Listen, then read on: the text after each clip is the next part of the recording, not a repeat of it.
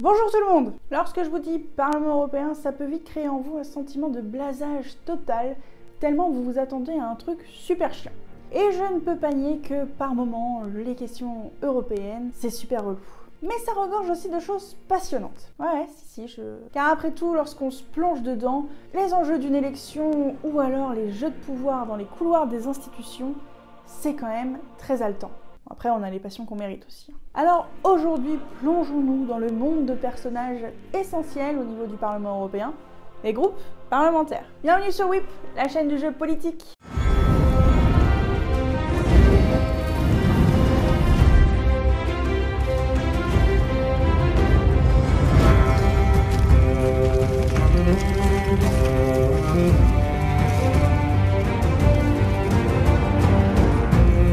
Avec les moyens du bord. Vous connaissez bien sûr les Stark, les Targaryens ou alors les Lannister. Eh bien, au niveau européen, ça se passe un peu pareil, en un peu moins sanglant quand même.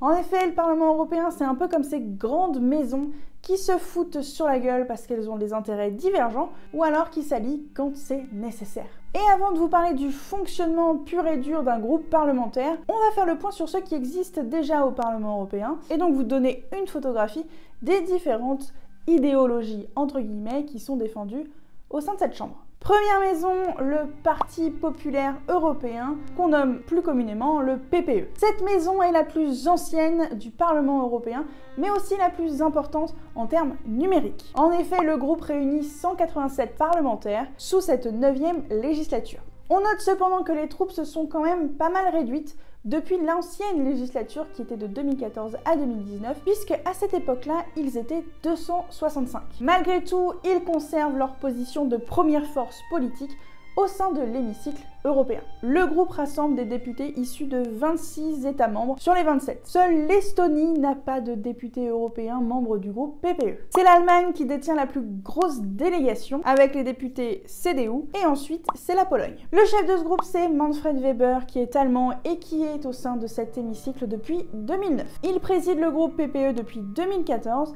et était le candidat du Parti populaire européen pour la tête de la commission en 2019, mais il s'est complètement fait... D'un point de vue idéologique, les élus sont de sensibilité de droite ou du centre-droit. Le groupe s'intègre dans une logique libérale conservatrice avec un courant démocrate chrétien important. Ils sont plutôt considérés comme étant pro-européens, même si des sensibilités eurosceptiques ont existé ou existent encore au sein de ce groupe. Par exemple, le parti politique de Viktor Orban a longtemps siégé au sein du groupe PPE, même s'il a été désormais suspendu en mars 2019 suite aux dérives autoritaires que prend Viktor Orban et son parti en Hongrie. Du côté des Français, c'est les Républicains qui sont situés dans ce groupe. Donc Nadine Morano par exemple, ou Brice Hortefeux. Le Parti populaire européen ou PPE a plusieurs priorités pour les questions européennes et leur principale priorité c'est de rendre l'Europe plus compétitive mais aussi plus démocratique. Et les questions d'immigration, d'économie, de commerce international ou encore d'emploi sont aussi très importantes pour ce groupe. Deuxième maison, l'Alliance des progressistes, socialistes et démocrates, qu'on appelle également SND. Créée en 2009, cette maison est considérée comme étant la deuxième force politique au sein de la Chambre européenne. Avant sa création, des ancêtres socialistes ont évidemment existé et sont du coup l'héritage de ce groupe aujourd'hui. Le groupe SND regroupe 147 parlementaires et là aussi les troupes se sont un peu amoindries par rapport à la législature précédente où ils étaient 185. Ici on a 25 nationalités qui coexistent. Seules les nationalités de la République tchèque et de l'Irlande ne sont pas représentées. Quant aux délégations les plus importantes, il s'agit de l'Espagne et de l'Italie. À la tête de ces maisons, on retrouve une femme, Iraxte Garcia, qui est espagnole. Elle est élue au Parlement européen pour la première fois en 2004 et a pris la tête du groupe en 2019 à la suite des élections européennes. Côté délégation française, c'est ici qu'on retrouve le Parti socialiste et Place publique qui avait fait une alliance en vue des élections européennes de 2019. Sans surprise, le SND est un groupe placé à gauche de l'échiquier politique et intègre également des personnalités issues du centre-gauche. Côté idéologie, pas de surprise, c'est plutôt social-démocrate. Il y a beaucoup de socialisme également, et ils sont considérés comme étant plutôt pro-européens, voire vraiment pro-européens en fait. Dans leurs priorités politiques, là encore, pas de surprise. Les enjeux sociaux comme la lutte contre les inégalités est très présente, mais également la lutte contre le réchauffement climatique, qui est un enjeu très actuel. Et ils sont aussi très investis sur les questions migratoires.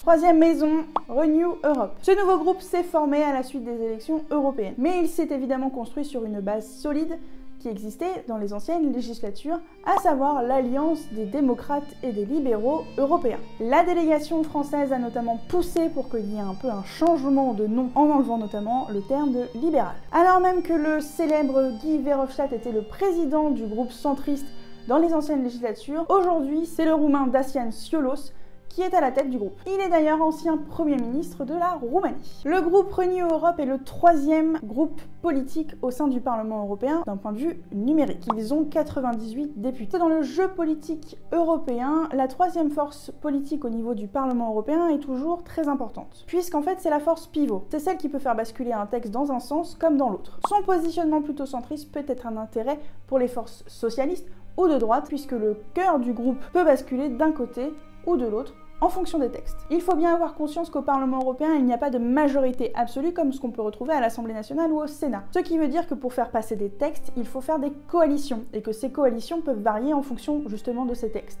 Dans ce groupe, on retrouve 21 nationalités. Et c'est la délégation française qui est ici la plus importante, avec 23 élus, qui proviennent d'une alliance entre La République En Marche, le Modem, Agir ou encore le mouvement radical. Avant le Brexit, la délégation britannique composée des Lib Dems était la deuxième délégation la plus importante avec 17 élus. Mais depuis, il y a eu le Brexit. RIP, petit ange parti trop tôt. Sur l'idéologie, on retrouve ici du social-libéralisme avec une vision fédéraliste de l'Union européenne. Et en fonction des délégations qui composent le groupe, on notera un libéralisme économique plus ou moins fort. Et enfin, le libéralisme dans le sens promotion des libertés individuelles est également un pan important de ce groupe. Côté priorité, qu'est-ce qu'on retrouve ici? Eh bien, le groupe défend ici une forme de souverainisme européen et donc d'un approfondissement de la construction européenne.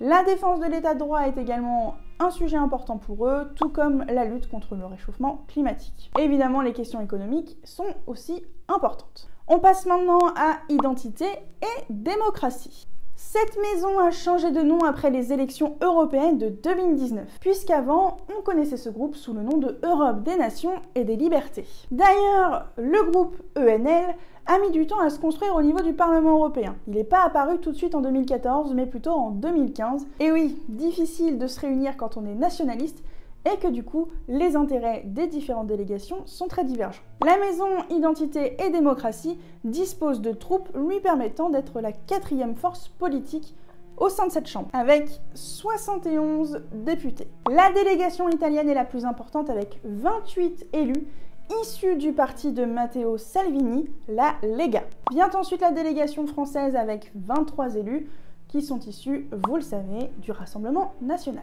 Dans ce groupe, on retrouve 9 nationalités européennes. Et le président de ce groupe, c'est l'italien Marco Zanni, qui faisait partie du mouvement 5 étoiles avant de rejoindre la Lega au niveau de l'Italie. A noter que Marine Le Pen ne siège plus au Parlement européen, ayant préféré se perdre dans les rangs des non-inscrits à l'Assemblée nationale. Bon, et d'un point de vue idéologique, pas de surprise, ici on retrouve le nationalisme, l'euroscepticisme, voire l'europhobie, et puis une petite forme de populisme de l'extrême droite.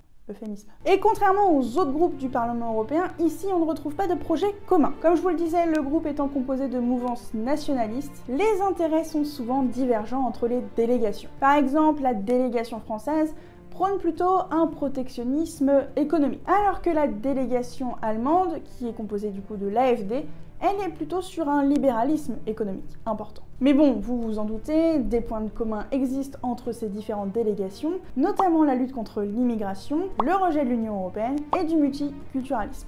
On passe désormais à une autre maison, à savoir celle des Verts, Alliance Libre Européenne. Cette maison a vu le jour au niveau européen en 1999. Avant le Brexit et le départ des députés européens britanniques, les Verts étaient la quatrième force politique au sein du Parlement européen. Depuis, ils sont passés 5e, avec 67 parlementaires, soit plus que sous l'ancienne législature où ils étaient 52. La maison Vert ALE regroupe des élus de divers horizons. Il y a des écologistes, évidemment, mais il y a aussi le Parti Pirate ou encore des régionalistes. La délégation allemande est la plus importante avec 25 élus, suit ensuite la délégation française avec 13 élus issus du parti EELV. Dans le groupe, on retrouve 15 nationalités européennes et je vais pas vous les lister parce que franchement, ce serait chiant. Chose intéressante dans cette maison, La parité est quelque chose de très important et ce n'est pas que du blabla. C'est pourquoi la présidence est bicéphale et paritaire. Ska Keller, d'origine allemande, est l'un des visages de cette coprésidence. Elle siège au Parlement européen depuis 2009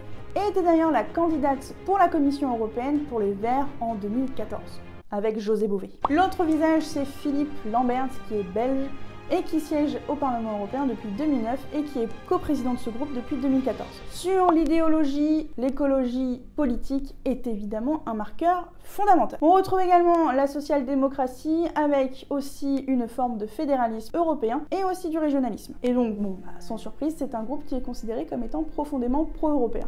Parmi leurs priorités et sujets de prédilection, la lutte contre le réchauffement climatique, la protection de la biodiversité et donc plus globalement la défense de l'environnement. Mais ils sont également fortement impliqués sur les questions de justice sociale et de justice fiscale. Et enfin, la transparence et l'amélioration de la démocratie, qu'elle soit nationale ou européenne d'ailleurs, est aussi un marqueur important.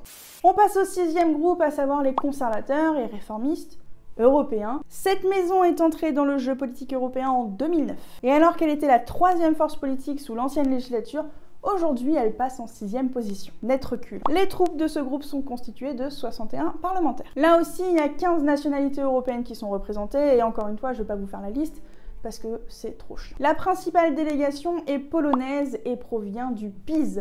En Pologne, le parti ultra-conservateur qui est au pouvoir. Ils ont 26 élus. Vient ensuite la délégation italienne avec 5 élus. La seigneurie de ce groupe est partagée entre 2 personnalités. Le polonais Ryszard Legutko ainsi que l'italien Raffaele Fitto. Le premier siège au Parlement européen depuis 2009, tandis que le second est arrivé en 2014. Les conservateurs et réformistes européens sont considérés comme étant placés à droite de l'échiquier politique. Ce n'est pas une surprise. C'est une droite évidemment très conservatrice sur le plan sociétal et libérale sur le plan économique. Et à l'inverse du groupe PPE qu'on a abordé en début de vidéo, le CRE est un groupe politique eurosceptique. Côté priorité politique, ils défendent au Parlement européen, il y a la lutte contre l'immigration et les questions économiques. Ils prônent une forme d'affaiblissement de l'Union européenne par une souveraineté des États réaffirmée.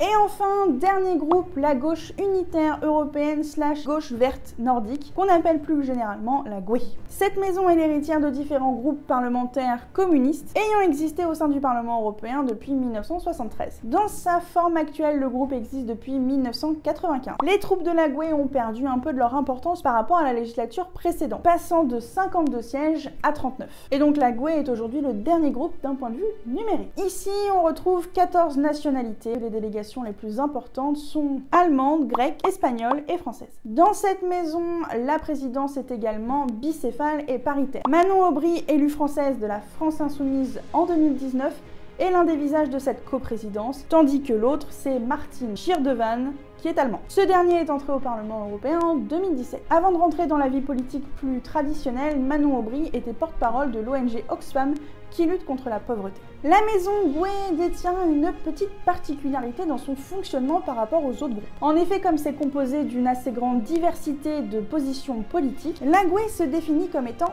confédérale. Ainsi, les différentes délégations restent souveraines sur leur ligne politique. Conséquence en interne, les délégations au sein de ce même groupe ne votent pas forcément la même chose en fonction des textes qui passent au Parlement européen. La lutte contre le réchauffement climatique, la justice sociale et fiscale ou encore le renforcement des droits des travailleurs et des droits fondamentaux sont pour eux des combats politiques essentiels. Côté idéologie, on place la GUE plutôt à l'extrême gauche de l'échiquier politique. Alors petite précision parce que j'en vois certains arriver avec leur gna gna gna, mais la France Insoumise c'est pas d'extrême gauche, patati patata, si vous voulez. Mais sauf que là on parle d'Union européenne et que du coup dans le groupe de la GUE il y a plusieurs délégations, pas que celle de la France Insoumise. Du coup il y a des courants communistes qui sont dans ce groupe. Bref, donc on retrouve du communisme, du socialisme et aussi du populisme de gauche. Et globalement, ils sont considérés comme étant eurosceptiques.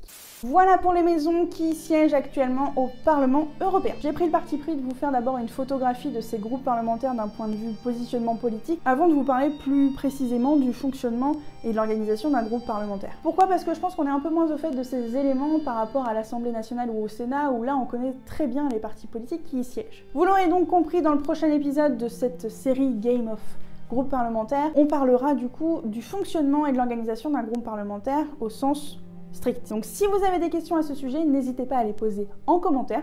Puis si vous avez des questions ou des remarques sur ce qui a été dit dans cette vidéo, n'hésitez pas. Là en bas, là c'est dispo pour vous. En tous les cas, j'espère que ça vous aura plu et intéressé. N'hésitez pas, si c'est le cas, à liker la vidéo, à la partager et puis surtout à vous abonner pour suivre toutes les autres vidéos qu'on fait parce que ça nous fait plaisir. Hein. Et puis sur ce, je vous dis à bientôt sur WIP. Des bisous!